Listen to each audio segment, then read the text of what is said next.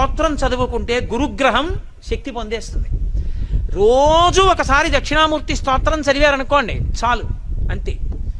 ఆడవనివ్వండి, మగనివ్వండి, పిల్లలవనివ్వండి, ప్రయోజకులవుతారు, చక్కగా ఉంటారు. ఏమి పెద్ద ఇబ్బంది పడిపోయి భయంకరమైన స్థితిలోకి వెళ్ళిపోకుండా కాపాడుతుంది దక్షిణామూర్తి స్తోత్రం. అంత గొప్పది. దక్షిణామూర్తి దక్షిణాన్ని ఎందుకు చూస్తాడంటే ఆయన మృత్యుంజయుడు. ఆయన ఉత్తరాన్ని కూర్చుని దక్షిణాన్ని చూస్తాడు. మృత్యువును గూర్చినటువంటి భయము లేనివాడు ఆయన.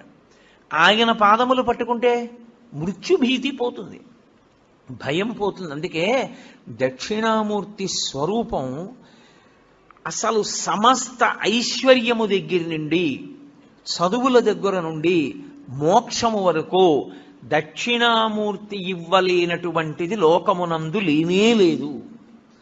అసలు మీకు నేను ఒక గొప్ప రహస్యం చెప్తాను.